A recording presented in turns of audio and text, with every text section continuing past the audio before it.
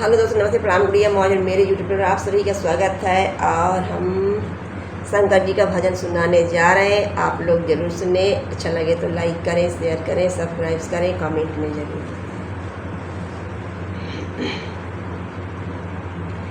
यादि करा गौरा कुंवार रहेलू, यादि करा गौरा कुंवार रहेलू, नैहर में पूजा हमार कैलू।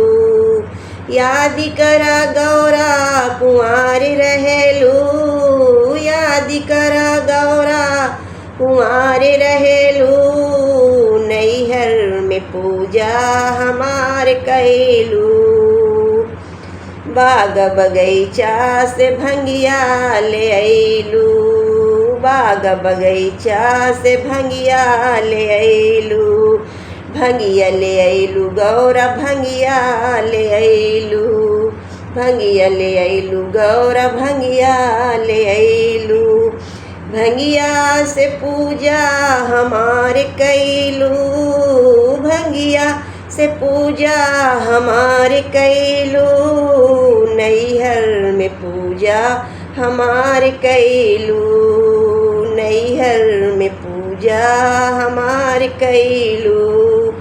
यादि करा गौरा कुंवार रहेलू, यादि करा गौरा कुंवार रहेलू, नैहर में पूजा हमार कैलू, नैहर में पूजा हमार कैलू।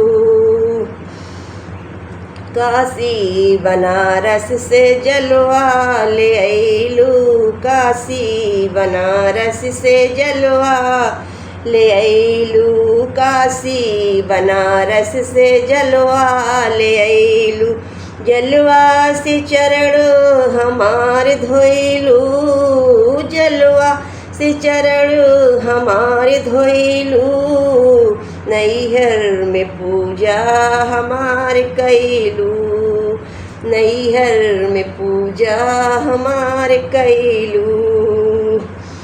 यादि करा गौरा कुंवार रहेलू, यादि करा गौरा कुंवार रहेलू, नैहर में पूजा हमार कैलू, नैहर में पूजा हमार कैलू।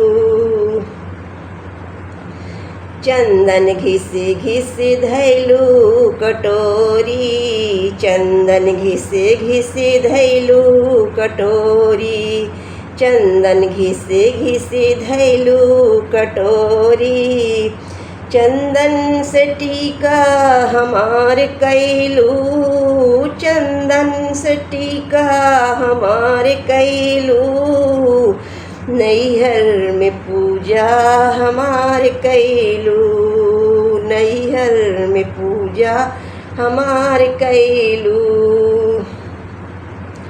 यादि करा गौरा कुंवार रहेलू, यादि करा गौरा कुंवार रहेलू, नैहर में पूजा हमार कैलू, नैहर में पूजा हमार कैलू।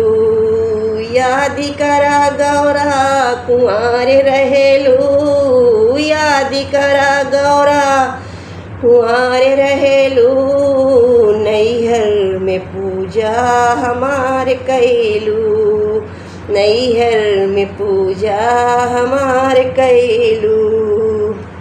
सोने की थाली में आरती सजवलू, सोने की थाली में आरती सजवलू, आरती से पूजा सुबह शाम कैलू, आरती से पूजा सुबह शाम कैलू, नैहर में पूजा हमार कैलू, नैहर में पूजा हमार कैलू।